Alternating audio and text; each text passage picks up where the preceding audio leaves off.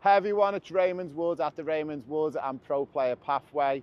We're here outside the famous Liverpool Football Club. We're outside the famous Champions Wall. And I'm here with Christophe, all the way from Paris in France. Now, Christophe has come to cover the game tomorrow as part of the media, and he's also a PSG fan. Now, Christophe just asked me would I do a small interview for him, and then he just discovered that not only am I a Liverpool fan, but I'm an ex-PSG member of staff.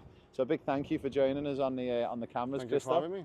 Now, Christophe, from your opinion last week, obviously Liverpool in the media's eyes and also with 99% of people's eyes believe that PSG should have got more from that game. What's your belief? Well, obviously, they should have won the game. I mean, all the chances they got, as Virgil van Dijk told us after the game, there was a lot of shots from a distance, but he also said that Alisson saved them, and he really saved them on, let's say, 4 or 5 occasions. 4 or 5 great save from him, but there was also a few missed chances. I mean, Neves in the first half, Barcola in the first half, Dembele in the second half. And yeah, they put themselves in the grave, if I can say like that. But they should have scored, I don't know, 1 or 2, 3 goals in the game. I know, speaking to a lot of friends back in Paris and France, they think maybe a 2 or a 3-1 victory for PSG would have been a fair score. Now, going into the second game as a PSG fan, but also covering it from the media. I got to tell you that I'm not really a PSG fan here. I'm really covering the PSG for Le Figaro, but I don't come in as a PSG fan. I can't say that. Yeah. Well, who do you have a team you follow and you support, Christophe? Or? Yeah, I do, but actually in France we cannot, you know, reveal. Like yeah, I get you. Yeah. But in regards to PSG, from someone from the outside looking in, what do you think the game plan's going to be for PSG? Do you think they're going to come here and attack? Do you think there's no real mystery there. Luis Enrique plays the same, whether it's in Anfield, in Camp Nou, in Paris, in Reims, in Nantes, or whatever. So he will play exactly the same. The only thing that could change is the way Liverpool responds to that. But PSG will play the same everywhere, anytime. And we were just talking a little bit off air, and I was saying it's amazing to see how PSG have really come on in the past year or two. And since they've lost some of those so-called big stars, the likes of your Messis and your Mbappes, do you have an idea of why they've been so successful the past year or two? Well, you said it's a real team now. It wasn't the case anymore. You know, it's funny because in Paris we always marveled for the past 2 years that PSG is now a real team, and the pressing, that everybody attacks, everybody defends. I mean, like, it's normal stuff.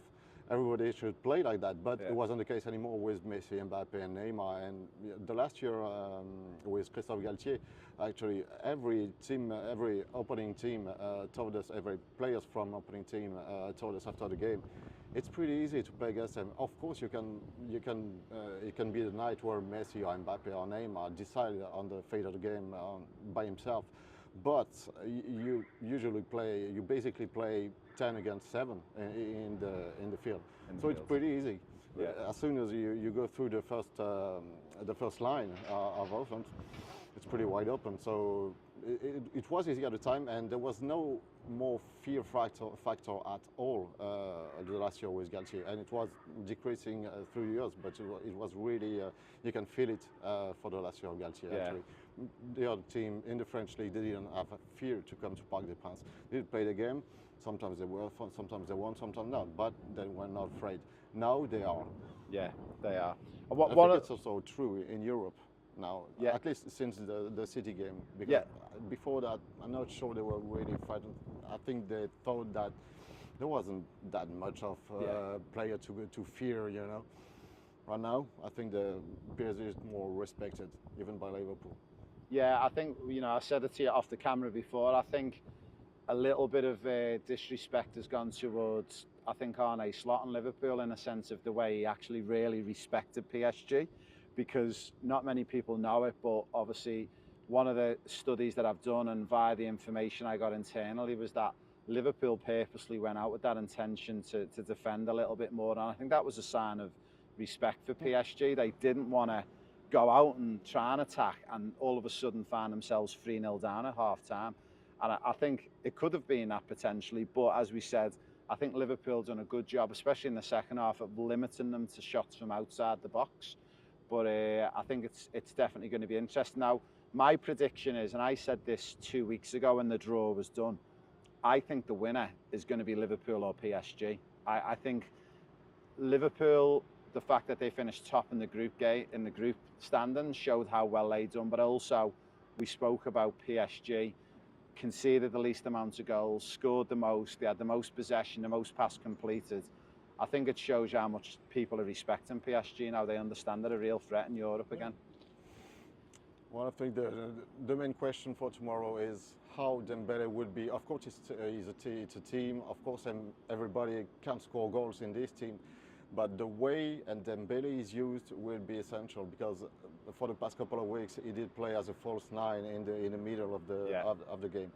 Against Liverpool, obviously Luis Enrique recognized that maybe Konate, Van Dijk are not that bad, so he pushed him a bit on the right side. Yeah.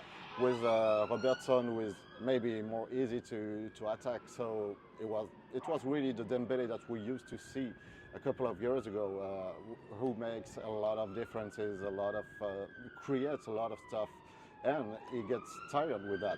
He needs to be really fresh and really focused in the mind to score as much goal as he scored at the beginning of the year. So really, Luis Enrique has to think about how can I put my best player, my best goal scorer, because he's become a goal scorer. Yeah. I expect that, but he is. How do you put him in the best position to score? Yeah.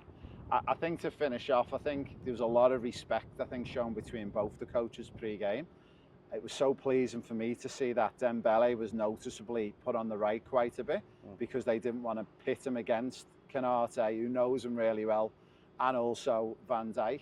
I think for me, if I was the PSG coach tomorrow, I would be going players in the strongest positions, put Dembele in the 9, and just go for it and see what happens. And I think that's going to be the best chance. But Christoph, a big thank you for joining us. Thank you.